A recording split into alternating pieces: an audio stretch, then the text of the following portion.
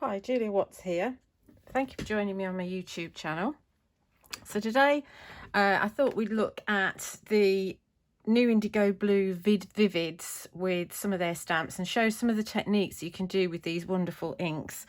Now, I'd not used the Vivids before until I went on the secret retreat recently, and what you do is you get they're misters, and they come in this airless mister bottle. There is no, let's find the yellow. There's the yellow. There is no tube that goes right the way down to the bottom. You can maybe see there's a little tube just in there, and so there's not so much to clog up. Obviously when you refill it, then you can flush it through just to clean it, and I think Kay is going to do a video on how to show that, and when she's done that I will share that onto my channel as well. So as I said, you can get refills, and I'm just going to use the refills. I'm not going to use the sprays. Before I saw them, I thought, well, why would I want these? And using them, they are incredibly pigmented. They so they pack a punch. You don't need very much, and they also reactivate. So you can have a fine mist and then add water to it, and they will move, and they will, you know, bleed and blend into each other, and you can paint with them because they're so pigmented. They're perfect to add to your powders, and also to your texture mediums as well, to your paints. It's endless. It's an excellent ink. But as I said, we're going to concentrate on the refills and use the refills in a slightly different way. So first of all, what I've done is I've taken a die set from Studio Light, and I do have this in stock on my website. It's one of the planner pages. It's die SL348, and you can see this die here will cut you a raggedy edge planner page, and this will go in the A5 planners and in the 8x8 as a shorter page from Studio Light. So I thought we'd work on that, and the card I'm using is, this is Sentimental Yours, the Super Smooth watercolour card. So we're going to use this as our base. So first of all, I need to dust with my anti-static bag because we're going to use some embossing powder. So give it a good old dust. Not worried too much if I did get a fingerprint on there, but you know, I do want to actually see my image. And obviously you need to, if you've used low tack tape to actually secure your die when you're die cutting, that should help get rid of some of the residue. And the stamp we're going to use, this is the DL Foxglove stamp. I think I've got one left on my website, juliewattscrafts.co.uk, and if I haven't, then you'll find it on the IndigoBlu website. So let's stamp that with Versamark. You need a really good inking. Now you can of course put this into your stamping platform.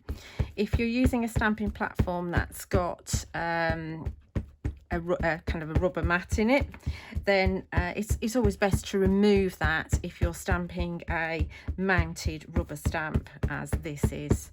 All IndigoBlu rubber stamps are made by the IndigoBlu team up in Retford in the UK.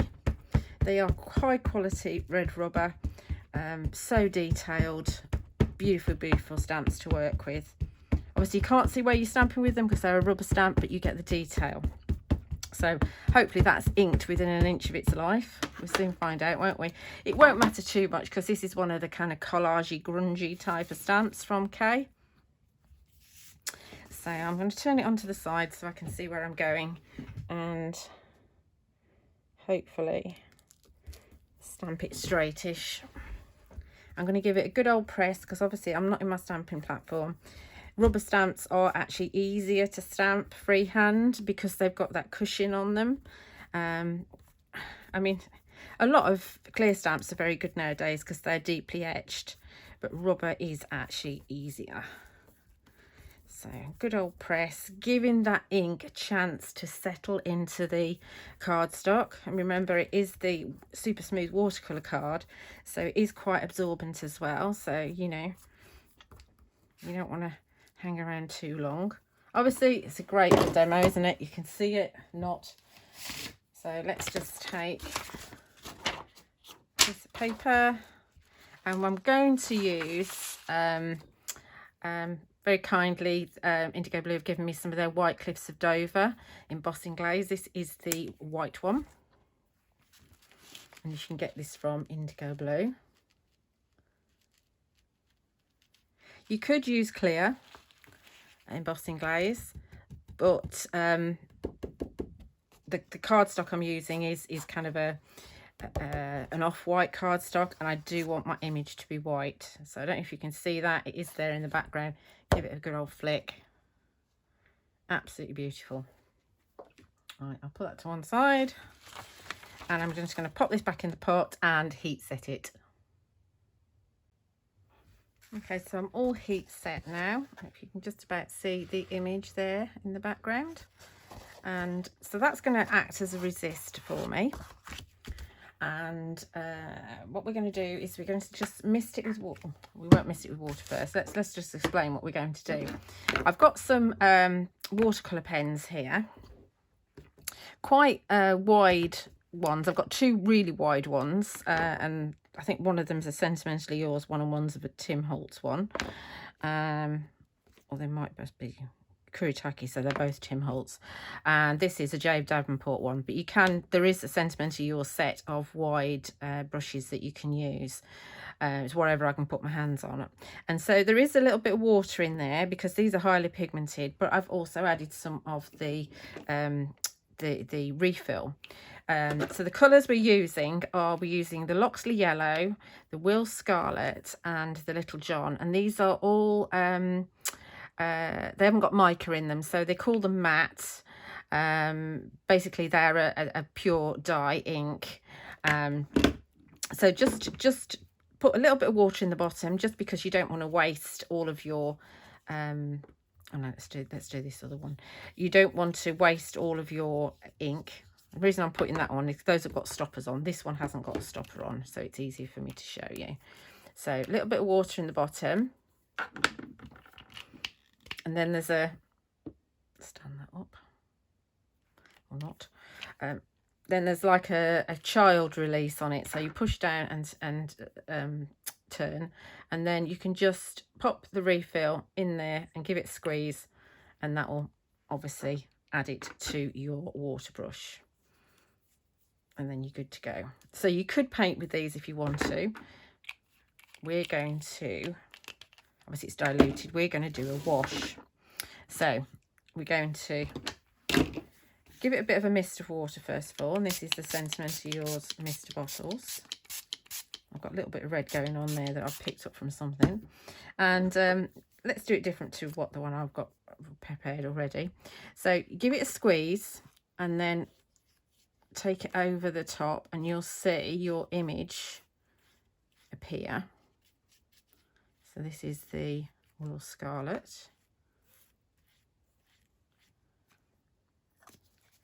Then I'm going to go with the blue. This is your Little John. Give that a squeeze. So starting in the middle, and then when we move up where the two meet, you'll get kind of a purple, a plummy purple coming on. It's quite nice to see that mix, and you'll see them the ink start to move. Obviously, because we've mixed it there, if you want to get that pure blue going on, you want to just wipe the top of your brush to get rid of that contaminated ink. You can, I should have, if you spray on the back as well, it won't bow so much, but I forgot to do that. And then we'll go with the yellow. Although this isn't such a wide brush, it's still doable. I'm picking up some blue there from the edge, which is fine. And where this meets the blue, we'll get a lovely green coming on.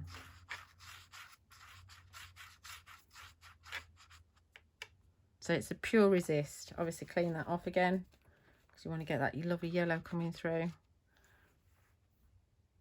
Like so. What you can also do, obviously this has got to dry now. What you can also do is take a ruler and actually contaminate some of the areas. So you can do some splats, or you could do water splats because it's reactive. There's quite a few splats there. Let's go for red on here. No, let's go red on here actually. And we have to go red on the blue as well.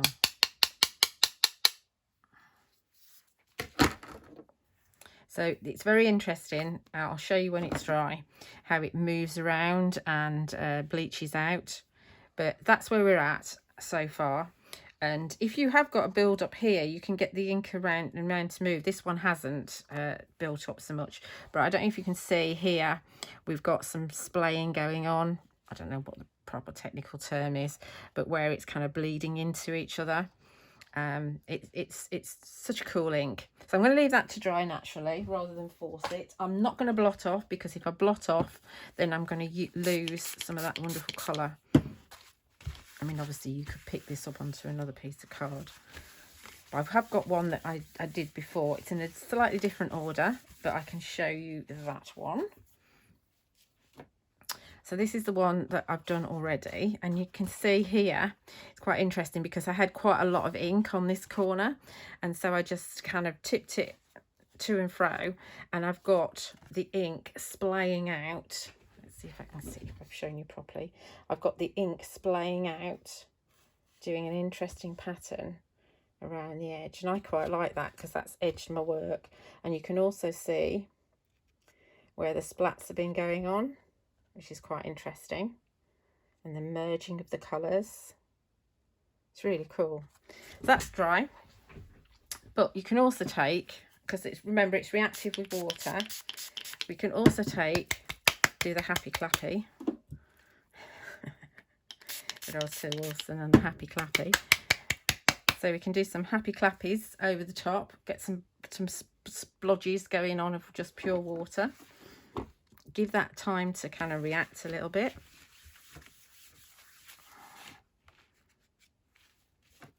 So I'm going to just give that a minute or two to react. Okay, so that's had a minute or two to react, so I'm just going to blot that off. You can see with the kitchen roll that that's lifted the ink. And now we've got some bleaching going on too as well. Just a similar thing that you get with distress ink. That's quite interesting. You can also take a stencil, and this is one of the new stencils. I think it's called the Baroque window or something like that. I do have this in stock as well, and we could take a little bit of that. We could just mist through that as well. Give that a chance to lift. You can already see that starting to lift in the corner there. I think I'll just do the one, just so it's a highlight. Or should I do one at the bottom as well? Let's do one at the bottom as well. Decisions. Let's do one down here as well. Don't want it going too far up.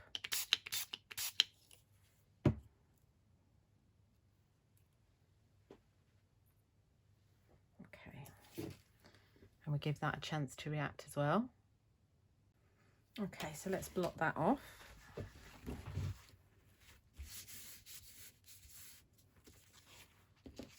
And down here, I don't think this is going to be quite as dark down here. I can just about see a little bit down there, so not so much there, but we've got a bit going on up the top there, just as a little bit of interest. That's bleached quite nicely there. Okay, so we know it's going to react with water. So what we can do is, if we want to colour this in, we can take our water brush and we can actually colour in just with water. I mean, obviously you can use bleach as well, but if you just colour in with water, you'll lift. Let's get a clean piece of kitchen. you'll lift that ink out, and then when you come in with something else on top, then it's going to be nice and clean. More importantly, down here, down the bottom where you've got those dark colours, so here we've got this blue, this Little John, and the green.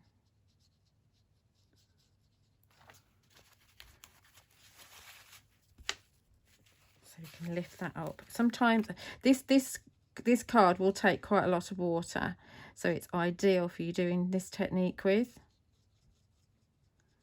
So we can really start to lift and bleach that out. Can you see where I've taken the blue out there? So I'm going to carry on and continue to bleach out the Foxglove, and then we'll come on and we'll do something else. Okay, so I've bleached out some of the areas here where the flowers are. See that? And I also remisted through the stencil there, so you can see that's bleached out some of the area. Now, the idea was that I would then paint in that, but I'm not sure that it's popping as well as I wanted it to. So I'm going to go off at a tangent. But just first of all, this is the one that I've done live within this video, and I've just bleached out just three petals there to show you what it would look like. So using a palette, I'm going to take a little bit of Will Scarlet, and you can just mist from the actual misters themselves, but obviously this is a bit more controllable, and you don't need very much at all. And I think what we're going to do is make a purple. So actually, let's have a little bit more red. That's far too much. And we'll just have one drop of the blue.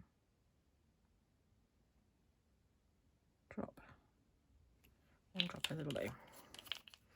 We'll just use a regular paintbrush. There we go, that's a regular one. And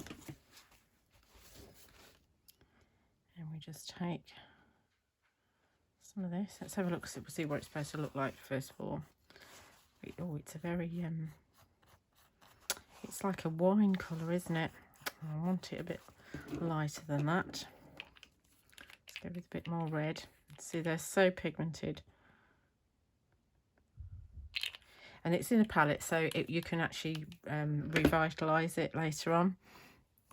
In fact, let's just put a little bit of water in a palette next to it. And then we can use that to water it down a bit.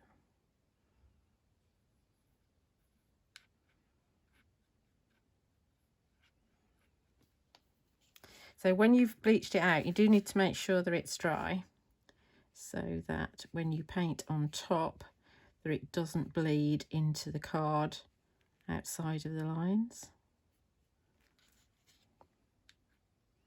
So it's quite a strong brown, isn't it, really? So like I say, the idea is that I was going to paint on top like so. Let's paint this one here.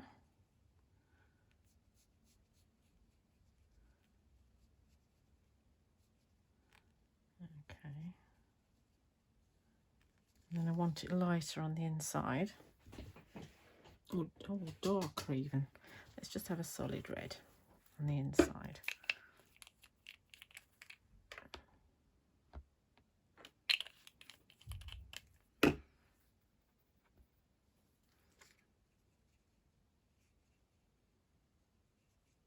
So this is just the pure ink on the inside. Obviously, because it's matte, it's going to resist it. Can you see that? So you've got a difference in colour there. So that's the idea. But for me, the white embossing isn't popping enough. So I thought, right, what I'll do is I'll stamp and emboss in black instead.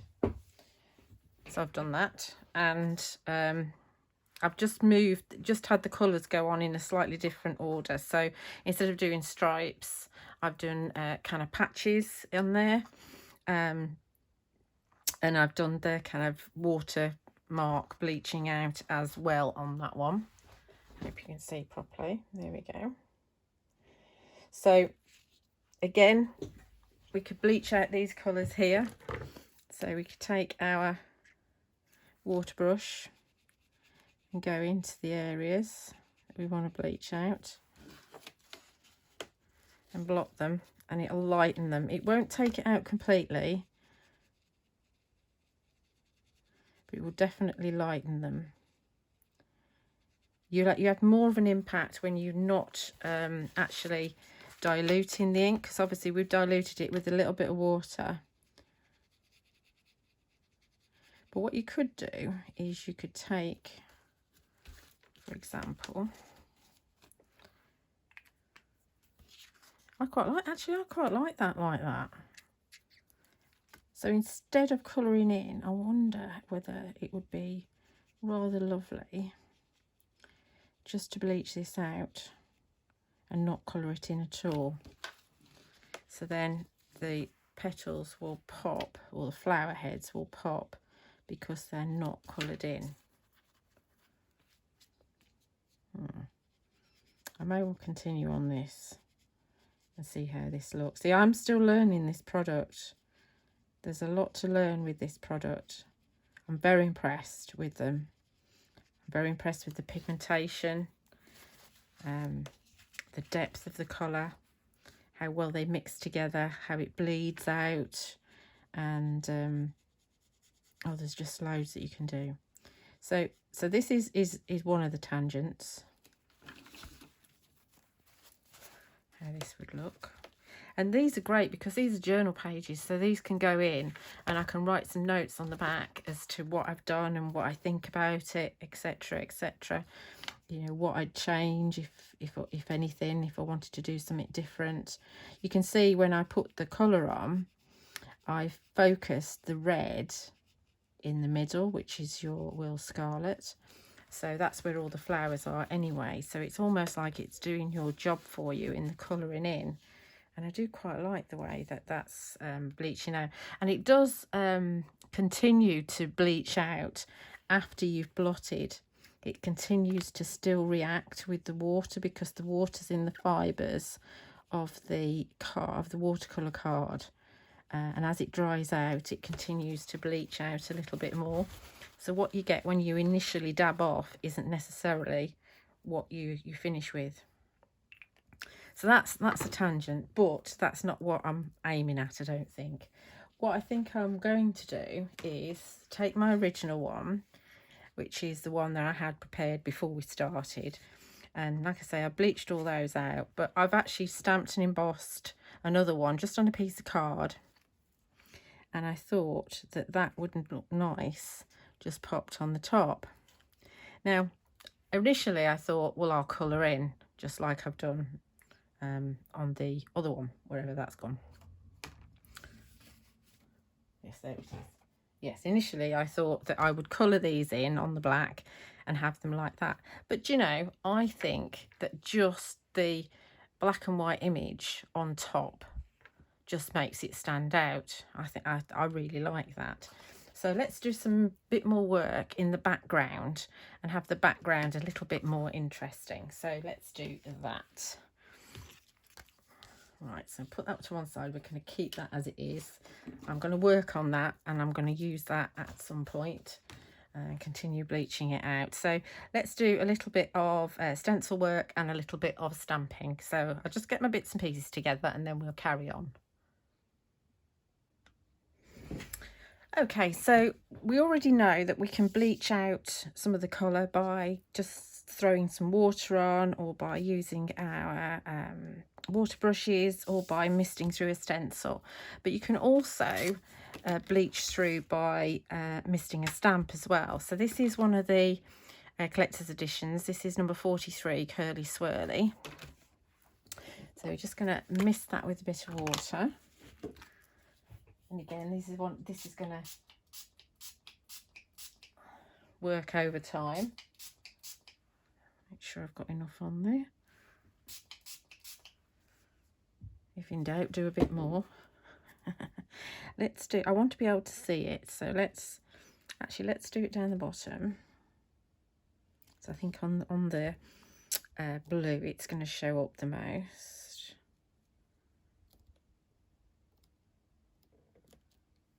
Yeah, so I can just about see it, and you've actually got some on the stamp as well, so you could stamp off if you wanted to. That would be nice. I wasn't sure how it was going to be, so I decided not to stamp it, but you can see that you can get a couple of, well, certainly the first one is usable on there. Okay, so that's that. Obviously that will wash off just in some water. Okay, that's that one. I'm just waiting for that to react, so I don't want to dab it off or blot it yet while it's reacting. You can also, with the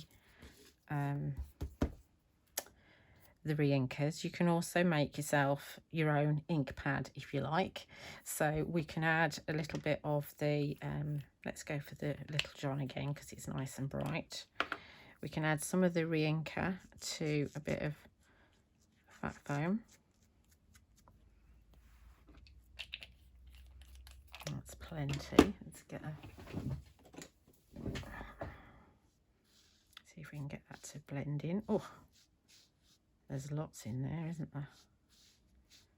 And if you keep this in a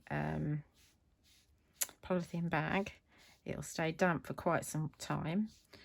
Or because that ink's in there, if it does dry out, you can just reactivate it with some water. It's not wasted.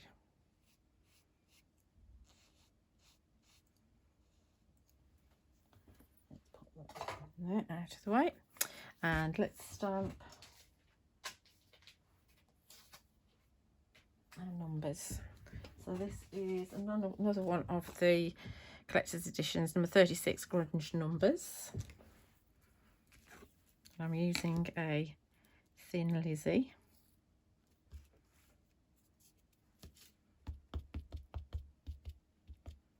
It's probably a bit too wet. I probably put too much on there. Like I said, I am learning this product. If you do that, you could put it to one side and then wait for it to, the water to evaporate in it, or the ink to evaporate a little bit so it dries out a little bit. That. It's very bold, isn't it? So we can probably get a second print from that because there's quite a lot of ink left over. Let's go over the holes.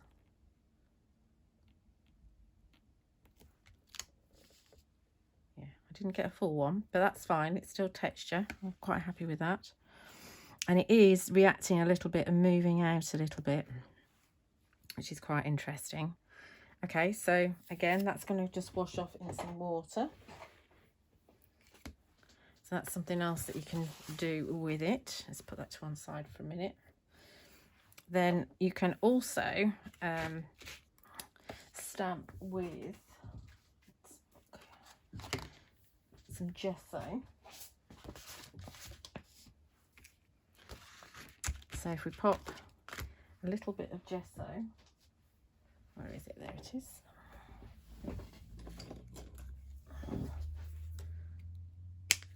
I've got, oh, that's not gesso, that's embossing powder. What have I done with gesso? I've got tiny pot because this is what I got on the retreat, so it'd be rude not to use this. Obviously, you normally get a bigger pot. So let's just pop, we don't need much, a little bit of gesso. That's far too much. Onto my craft sheet. And so, where's the brush? So we could just actually just stamp with the gesso. So let's do that first. So this is another one. This is the Matrix Collector's Edition number 49. I like these collector's editions. It's got to go up that way by the looks of it. So now we can just dip that in the gesso and we can pop that, stamp that. Let's have it going over a little bit. Just a little bit more texture in the background there.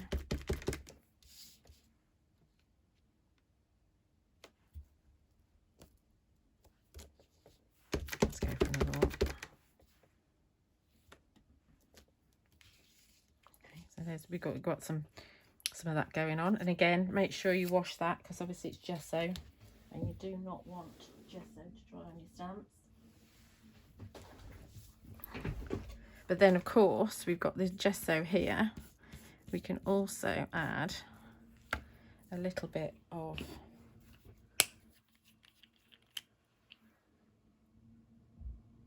your ink to the gesso, and then we get a coloured gesso. Obviously this is pink because the gesso is white and Will Scarlet is red.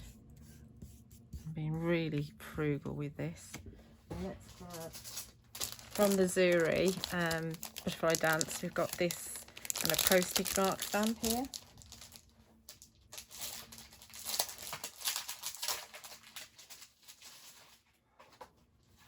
And I'm using one of the IndigoBlu paint mats because everything cleans off it, except gesso when you leave it too long. So again, we can just stamp in there. Hoping it's not too dry. And we can stamp maybe a bit over the edge here. Obviously it's not very bright. I picked up a bit of the blue by the looks of it. Let's have a little bit here as well. It's just giving you some ideas. So it's just a bit of texture going on. You can see I picked up some of the blue on there. And you can see here where that stamp has bleached out there. So that's just a little bit more interesting, isn't it, in the background? Again, that stamp's going in some water so that I don't ruin my stamps. I can clean that off in a minute. So coming in, and then of course again you can mix these with your luscious powders as well to give yourself a pearlescent ink. There's loads and loads and loads of things you can do with them. So if I just pop this, it's not all dry yet, if I just pop that on there like so, I think I'm quite happy with that. As a page, obviously I put my reinforcers on as well. I might bring in a sentiment, but there again I might not. I do actually quite like it as is. Yeah, I think I do. I think I'm happy with that. So I hope you've enjoyed that. It's very much a kind of an introduction to the Vivids, giving you some ideas of what you can do with them. As I said, I am learning this product. Not completely au fait with it yet, but you can see I think there's tremendous potential, and the vibrancy that you get from them is just tremendous. So you can find the Vivids. I've got there's 10 mattes and 10 with mica in, and I've got all of the colours, and I've got all of the refills as well in stock. If you find that I'm out of stock, then you can always go to IndigoBlu and their website and buy things from there. Thank you so much for watching. If you're not subscribing to my channel, it'd be wonderful if you did sign up to subscribe.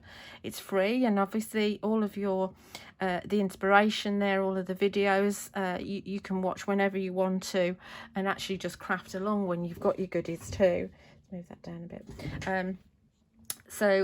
Yes, so it'd be wonderful if you could subscribe, and do check out my other videos with IndigoBlu products. There is a playlist on there. Thanks so much for watching. Bye.